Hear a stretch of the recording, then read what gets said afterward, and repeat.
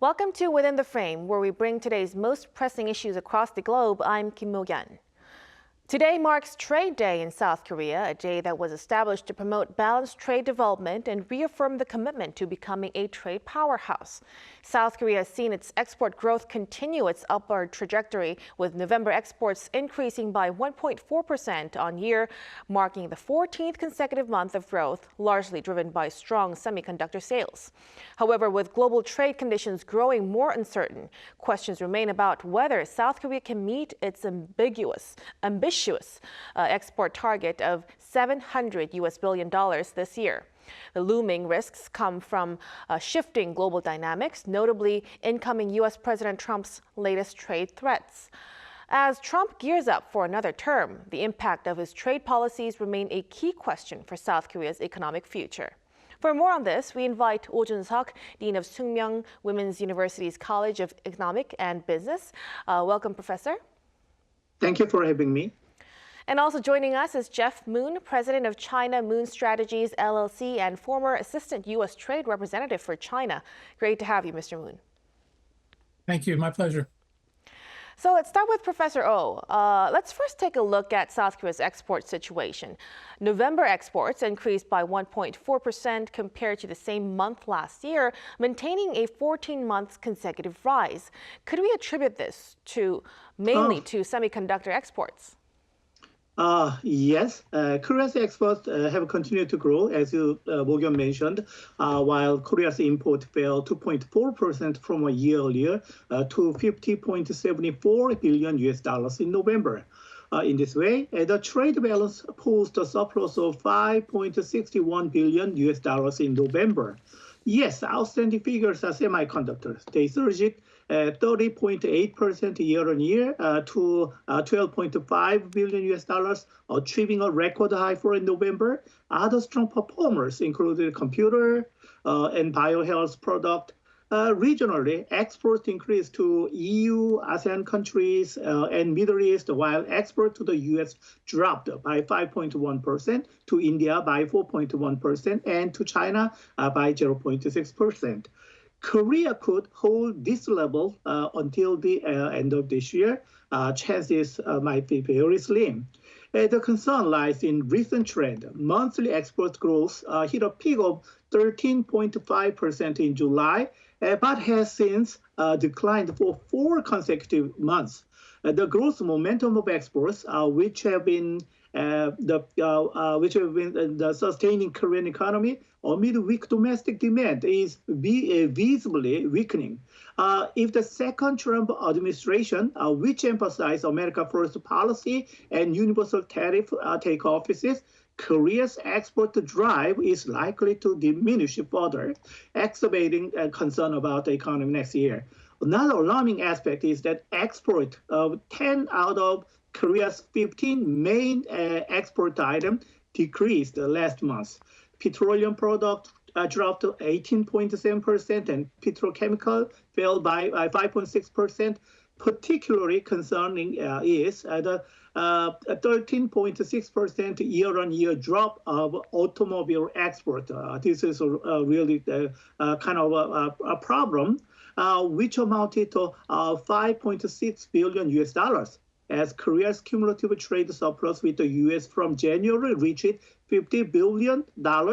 Concerns remain that the growing trade surplus will ignite another primary target of the Trump's trade policies. Right, and amid this kind of situation, Professor Oh, the South Korean government set its export target for this year at a record $700 billion. Do you think this figure is achievable? Yes, we hope so, but very, very hard to achieve. Korea's export volume is expected to reach a record high of $685 billion in 2024. Is a significant 9.5% increase from the previous years. However, this forecast falls short of the export target of $700 billion, as Mok-yeon mentioned. It will be a tough target even next year. The Bank of Korea reported this month's business sentiment in the manufacturing sector was the weakest in 13 months. Moreover, last night's happening has prolonged in the financial market. Today, the foreign exchange market is under turbulence due to political uncertainty. It is very difficult to say the impact of the recent U.S. presidential election have been fully reflected, and then political tension in Korea is not fully reflected. So there are lots of political uncertainties and concerns would slow down the Korean economy. As I received a questionnaire recently from the media, so I checked several macro data and made a projection of the economy of Korea in 2025. And finally, I answered that Korea's exports are expected to grow just barely 2.1% a year in 2025, backed by the recovery of major IT sectors such as semiconductors, although uncertainties in U.S. trade policy weigh down on the growth. The automobile sectors, including auto parts, will lead to a significant decrease in export. It might be definite. And investment in the construction sector is anticipated to remain sluggish in 2025 as well. Overall, the recovery of memory price and the growth of artificial intelligence industry are anticipated to sustain the semiconductor demand, keeping hold of the favorable trend. Might be $700 billion would be reached next year. Right. Thank you for the clear picture of your forecast. Now let's invite Mr. Moon into the conversation. The global trade outlook for next year doesn't seem quite optimistic. First, U.S. President-elect Trump vowed to impose a 25% tariff on Canadian and Mexican products. What's the background behind this? And could this signal a fracture in the North American Economic Alliance? The background is that Trump claimed for many decades that America's trade deficit is due to other countries taking unfair advantage of the U.S. market. He consistently argued that tariffs are necessary to correct that imbalance. In the cases of Canada and Mexico, for example, those countries had trade surpluses with the U.S. in 2023 of 150 and 40 billion U.S. dollars, respectively. There is, however, an important difference between the tariff policies of his first term and the threats that he's making now. During his first term, the tariffs he imposed were a response to economic issues such as industrial policies. Now, the stated reasons for the proposed tariffs on Canada and Mexico are immigration and fentanyl. And the application of these tariffs for reasons unrelated to economics is troubling to me and could expand the scope of this or other trade wars. I don't think that he'll actually impose 25% tariffs, and I don't foresee a fracture in the North American alliance. But this new trend of linking tariffs to non-economic issues, if it's not checked, nonetheless raises the possibility of a broader trade war. And regarding the tariffs on Mexico and Canada, the BBC and Wall Street Journal suggest that these measures are likely being used as diplomatic tools, as you've touched upon, rather than trade-related actions. Could you elaborate on your thoughts on this analysis, Mr. Moon? I think that Trump has various motives in mind when he makes these tariff threats. One motive is simply to attract attention and dominate news cycles, as he did during the first term. I find it fascinating that he is still 2 months away from his second term, and yet he's already grabbing headlines, driving policy, and negotiating with foreign counterparts. Another motive is to shock trading partners with outrageous demands to prepare them for what are probably going to be lengthy negotiations that he hopes will extract certain concessions. He's putting America's trading partners on notice that his trade policy will be aggressive. And as a result, many foreign leaders are already coming to Mar-a-Lago to see whether they can lay the groundwork for a deal. And finally, with respect to Canada and Mexico, he's effectively begun renegotiation of the U.S.-Mexico-Canada Free Trade Agreement 2 full years before it's scheduled to expire in 2026. So moving up the clock gives Trump extra time to exert leverage, to create pressure, and maybe eventually to win concessions.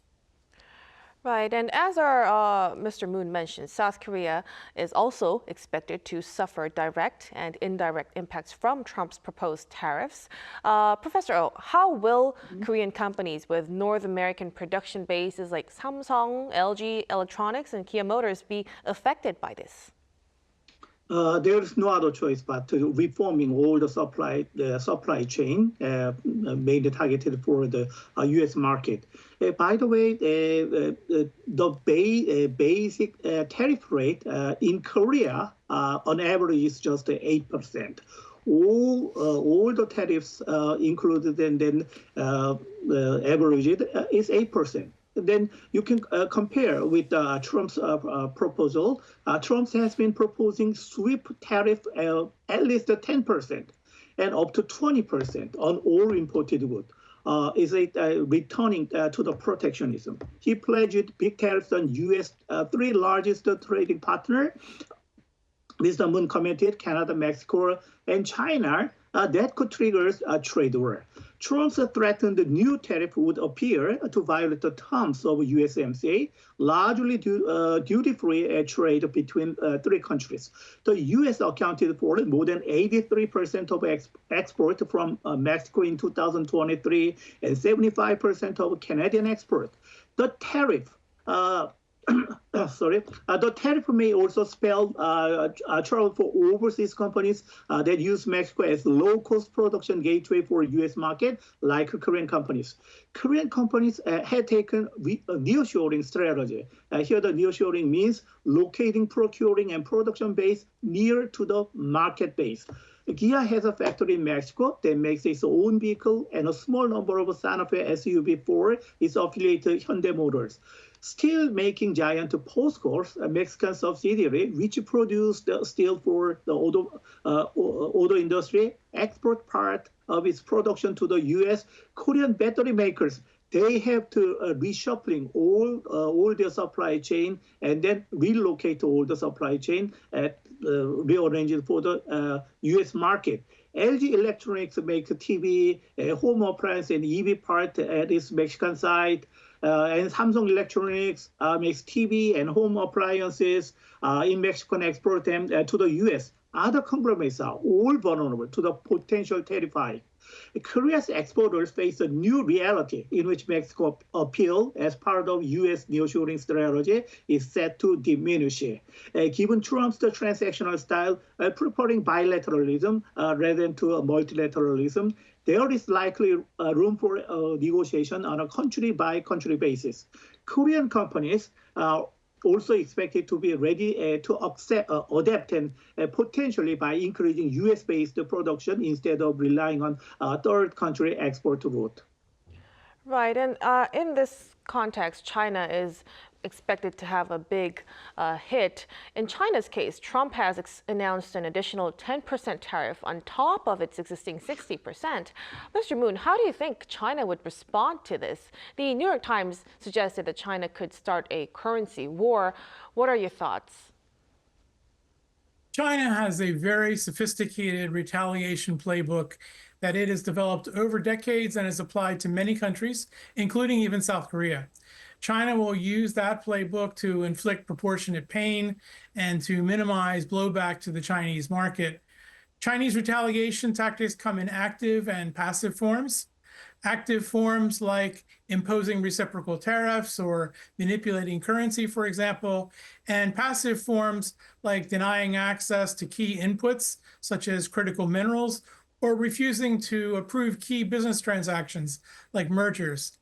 During Trump's first term tariff war, China also intentionally redirected purchases of American soybeans to Brazil, thus punishing American farmers. So I expect that China will respond to the U.S. tariffs with asymmetric actions that are similar to this.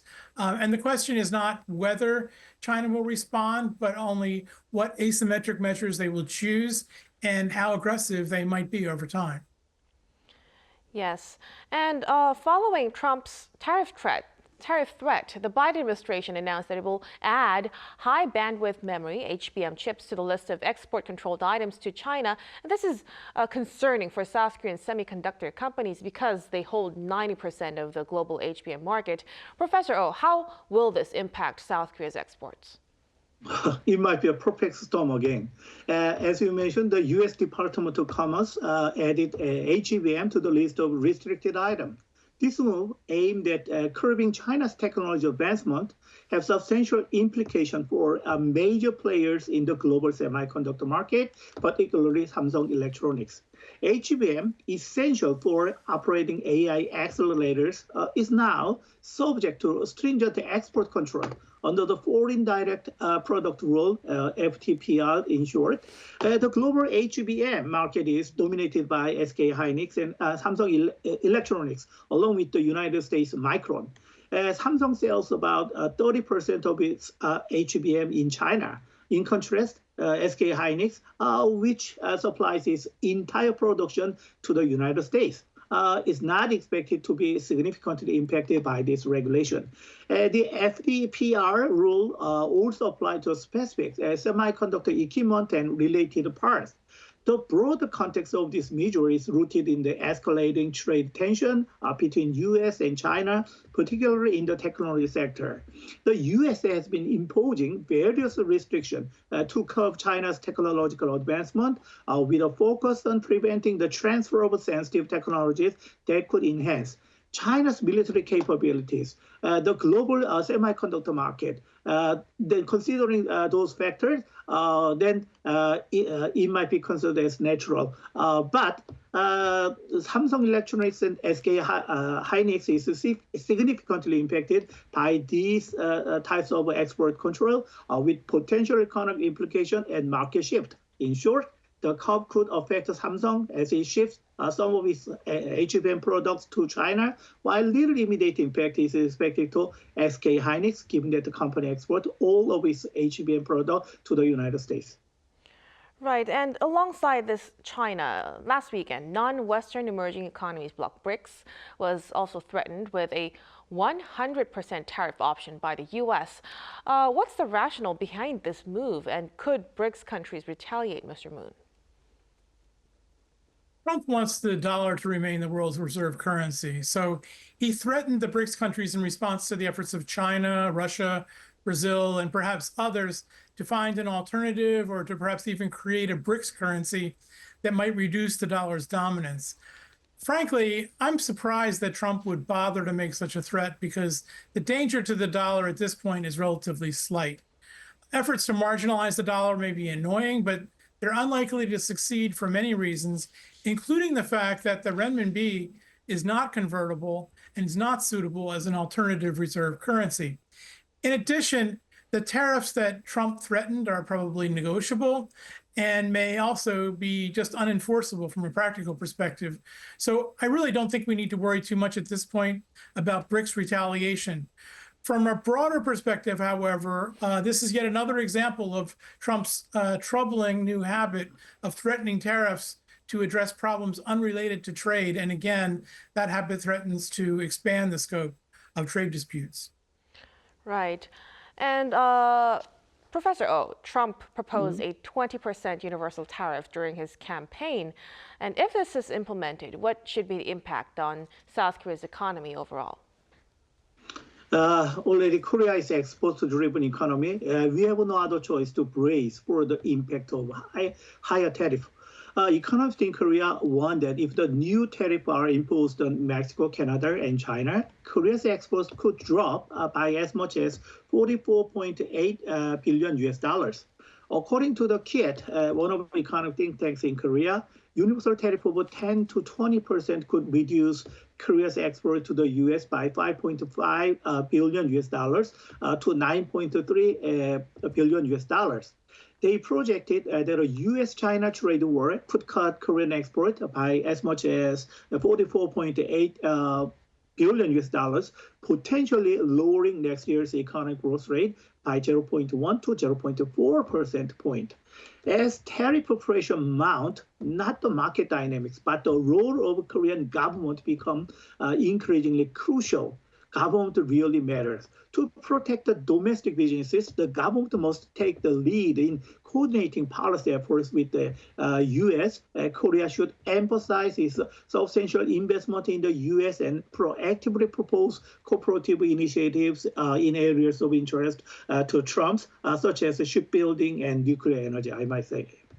Right, so we should be more proactive in that sense. Now, the major side effect of tariffs is inflation. As a result, some are predicting that these tariff bombs might not be actually quite feasible. What's your take on this, Professor? It is very clear that tariffs raise market price. More precisely, tariff distorts the marketplace and will raise price along the supply chain, resulting in the consumer paying more. If Trump makes good on his threat to slap 25 tariff on everything imported from Mexico and Canada, the price increase will collide with his campaign promise to give American family a break from inflation. On the contrary, it might be the American family might bear the pain of inflation.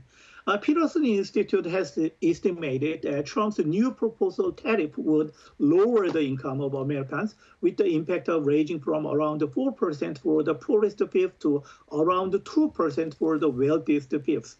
Much of the tariff would get passed along to consumers unless automakers can somehow quickly find productivity improvement to offset them.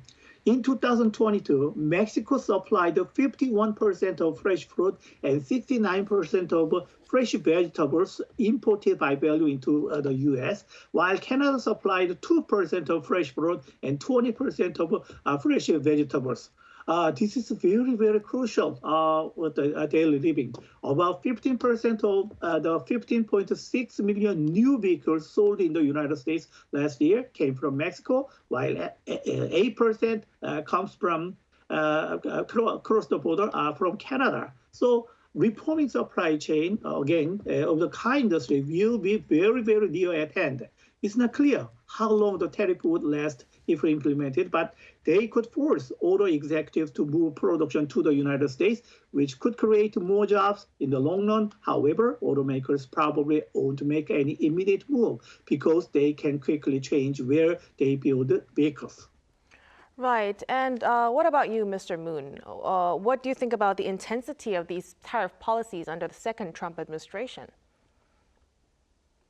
I think that Trump has made so many tariff threats, and he made them such a central issue in his presidential campaign that he really has no choice but to impose them. I think also that that's going to happen pretty soon after he takes office. But I think that the percentages that he has threatened will be less than what he has already said so far. To predict what Trump is going to do in the future, just look at his track record during his first term. His past practice suggests that he will announce tariffs and make demands intended to shock the other party, and then he will hope to begin some kind of lengthy negotiating process. He'll seek concessions of some form during the negotiations with the hope of being able to declare victory at some point. And the history of his phase one deal with China in 2020 shows us that his need to create the appearance of some form of victory is more important to him than whether he actually achieves tangible results, which I think is an important lesson for trading partners that may face those negotiations. Right, so we could expect some room for concessions in moving forward.